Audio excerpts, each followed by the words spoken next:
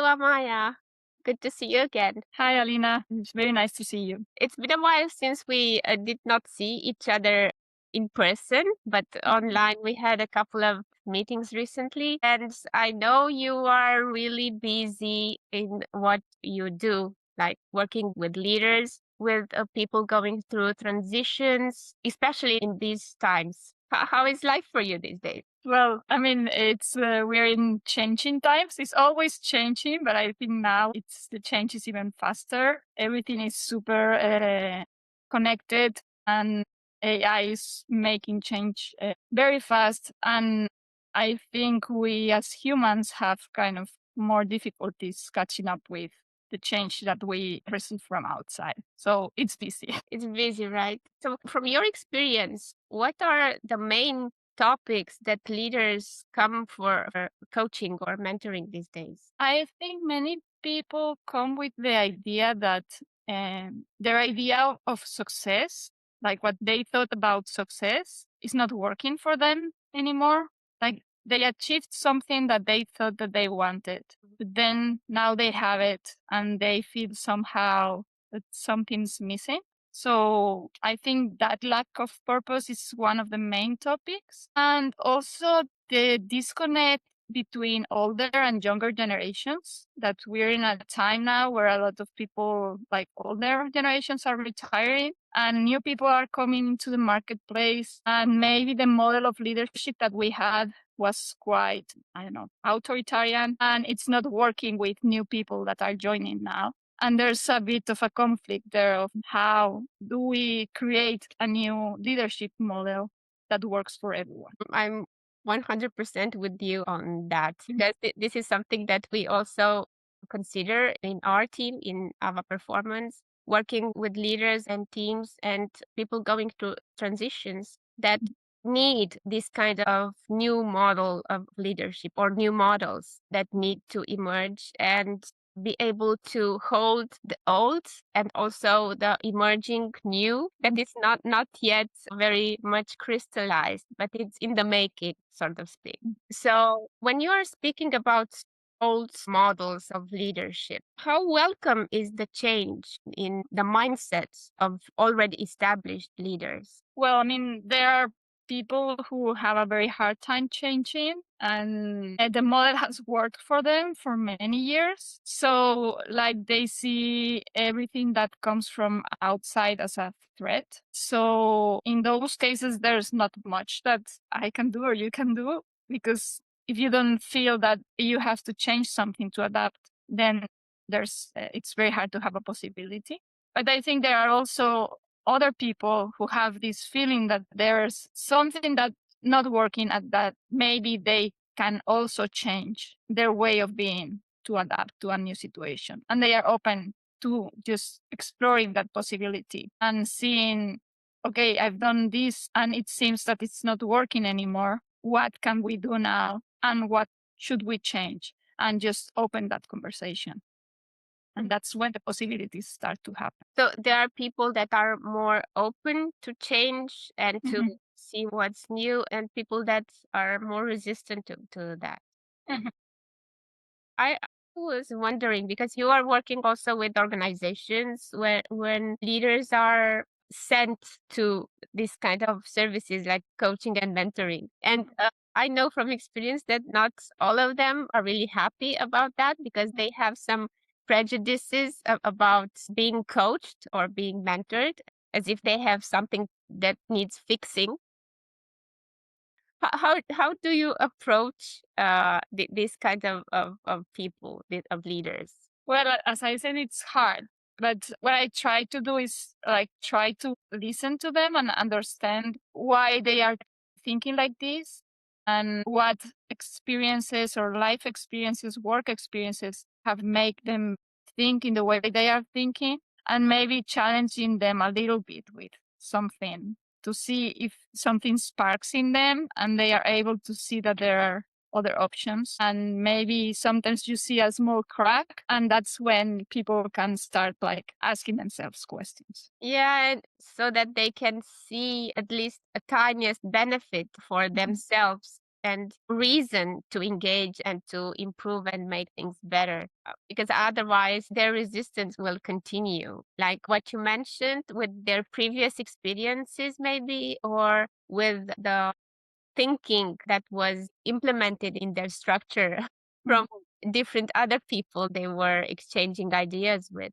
But when it comes to mindsets and introducing change, what approach do you usually use with leaders and teams? Well, I think sometimes, like the old model, I think like there's with a lot of hierarchy and leaders feel a lot of pressure in their shoulders. Like they are the ones that have to perform. They are the ones that have to know the right answers. So no wonder that they don't want to let go, because they feel that if they let go, then the blame is on them. So I think what I like working on is kind of building this kind of culture of trust where the leaders see that they can trust other people, where they see that maybe if they ask and are open to see other options from other people, they don't have to have all the answers, and they just can start trusting that the entire team can bring some answers and that they can decide and of course have the last word, but they don't have to come up with everything themselves.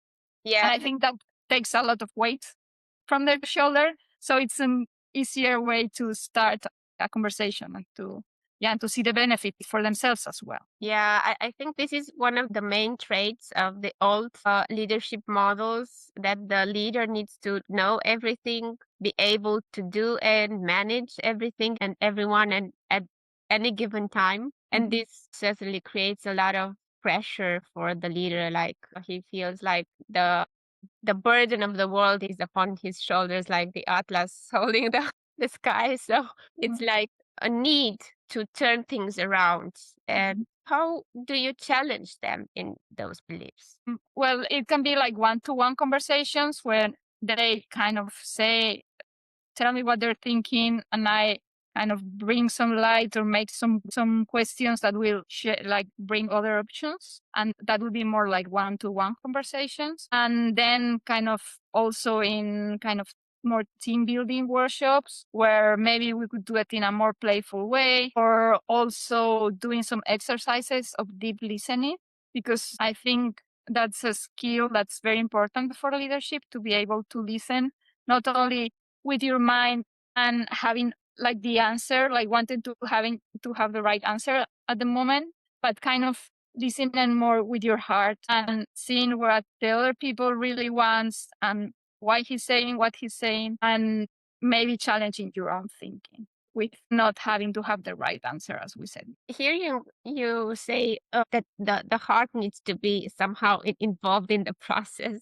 How important do you think that trust is for this transition for the leader that was brought up or educated based on the old model to transition now to a more empowering and a model that is giving more power and trust to their team members? Yeah, I think trust is the like kind of the most important thing. The tricky thing with trust is that sometimes, depending on our past experiences, we don't really trust ourselves, or we don't trust other people because maybe in the past somebody hurt us.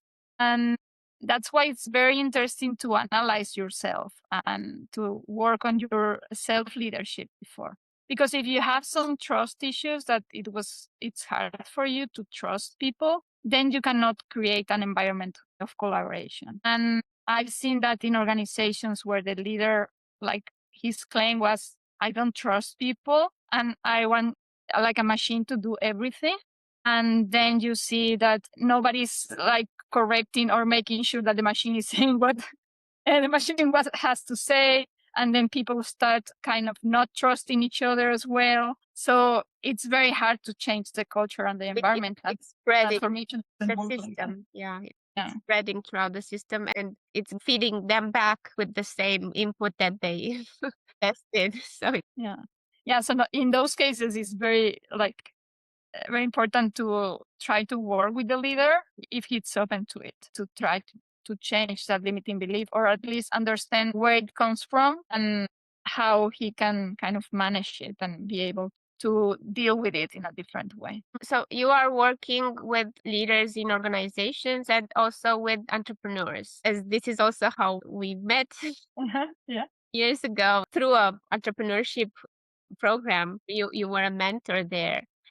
What do you think? Are entrepreneurs more open to share trust to their team, or how does it feel? Is it different than the trust that managers or leaders in corporations invest in their team?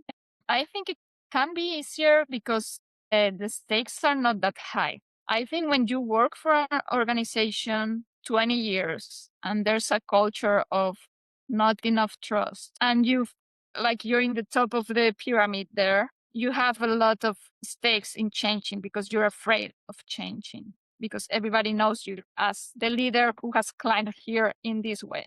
But when you're an entrepreneur, it's normally your business. And if something is not working, you have to change it because it's either you change or your business doesn't work. So it doesn't help to stay in the same place. But in an organization, you can stay in the same place and nothing happens because the system takes care of it itself. But as an entrepreneur, you just have to take action. Mm-hmm. And from your perspective, during transitions, which one of those two leaders would adjust to become more open to change? Well, if they feel that they are open to analyze their limiting beliefs and their triggers, I think any of them can be able to evolve, but it has to come from the willingness from inside. As you said before, if the company pays for it and they don't want to change, then it's very difficult.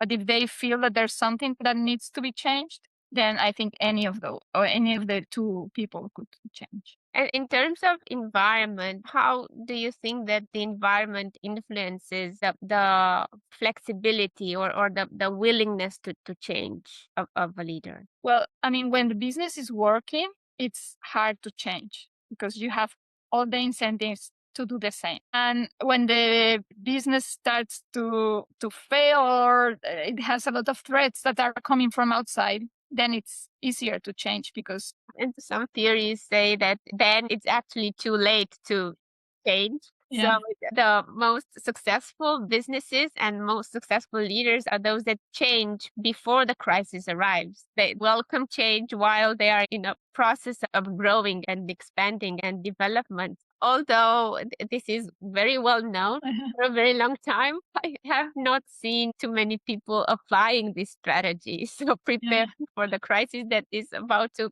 come at any point. So, yeah. I think that comes to a skill that's very that leaders need. That's courage. Mm. So sometimes, like you have to try things that these companies that have these, like Amazon, for example, they had this kind of division of people doing experiments all the time, and some of them worked and some of them didn't. But they had this mentality of, okay, we have a part that we will try things, and that also builds this muscle of being ready to fail. Mm. And that's very something that people need to do this change before it's either you change or you are out of the market.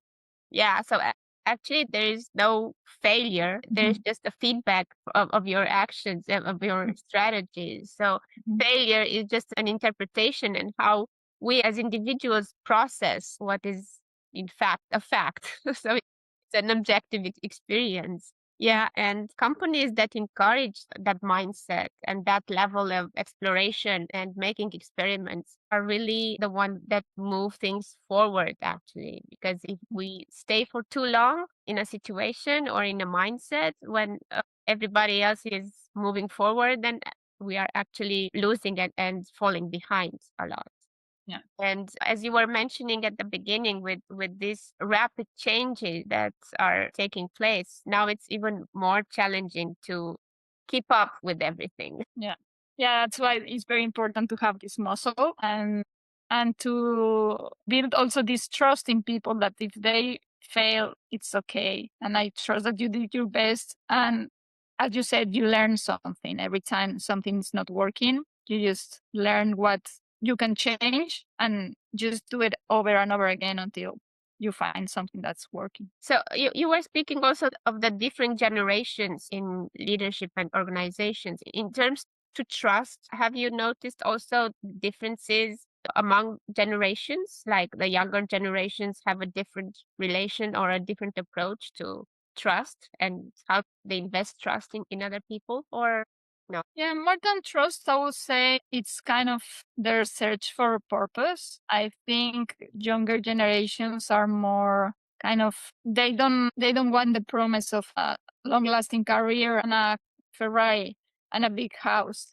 Like they are looking for like to have fun, enjoy life and do something that's meaningful. And sometimes they go to organizations where they are told what they have to do and there's not a lot of room for exploration. And then they get demotivated because they cannot find themselves there. Mm. So, yeah, I would say that's more of the culture shock that we see. And what could a leader do to introduce some change in how the younger generations are introduced in organizations? I would say listen. Listen what these younger generations have to say about your company.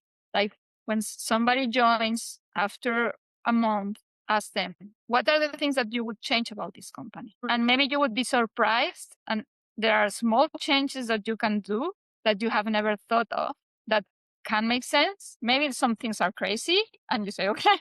But I think listening is the skill that we have to, I don't know, to use to understand other people. And instead of just blaming them, they are not committed enough. Like listen to them and give them this chance to get some insights about your company, because that's very powerful when somebody from outside can tell you what he's thinking. If he believes that you can be trusted. Like you are not going to be fired because you said something that I don't like.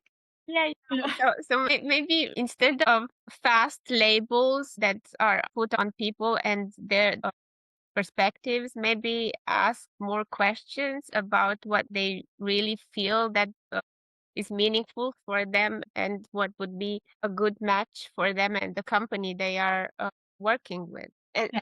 as I have seen from my own experience, that younger generations are very free to speak up. And when they are engaged in this way, also the companies benefit a lot because they come up with ideas that maybe already established leaders or people that were working in that organization for a long time could not envision. So they bring some freshness that is vital for a company to survive.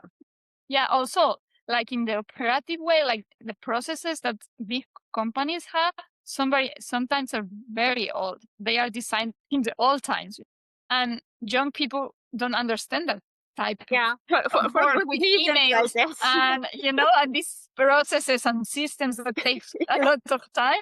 So I think it's a huge opportunity to optimize things and make things work for better. Yeah, so seeing a situation or a procedure or a system with fresh eyes and with new approaches, yeah, I think there's a valuable resource for any company. And if they encourage that, they only have to win and not much to lose.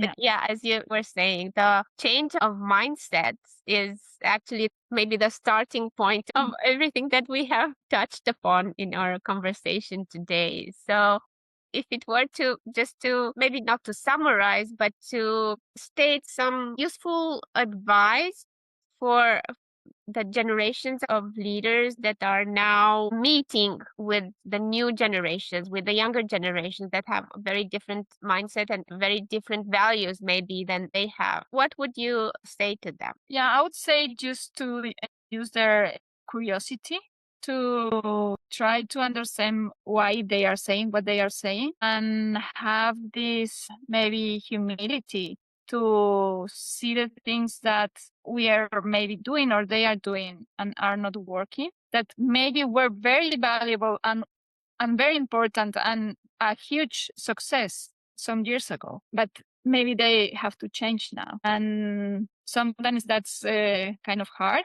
because we tend to think, oh, has always worked and we don't want to let go. But every time that you want to do something new, you have to let go of the old things. So I will say like curiosity and just being ready to let go of the things that are not working. As you said, to let the new things crystallize. And Thank you, Amaya, so much for our conversation. I really enjoyed it. The people that are watching us will find information on how to contact you in the description of the video on LinkedIn, mainly. yeah, LinkedIn mainly. Yeah. Yeah, and looking forward to next conversations. It was very nice talking to you, Alina. Thank you. And that was our today's episode of our Evolutionary Leaders series. Let us know your opinion about the topics we touched and make sure you share it with the people that would most benefit from listening to it. To be sure you are not missing out on important topics for you, simply subscribe to our channel so that you can get notified when new episodes are released. And also, in order to access our available sustainable performance resources and leadership programs, please reach out or go to our website, avaperformance.com. We will provide you our full support. Until next time, stay curious, open, committed, and creative in discovering new ways to enhance your performance sustainably so that you enjoy more and more of who you are and what you get to do every day.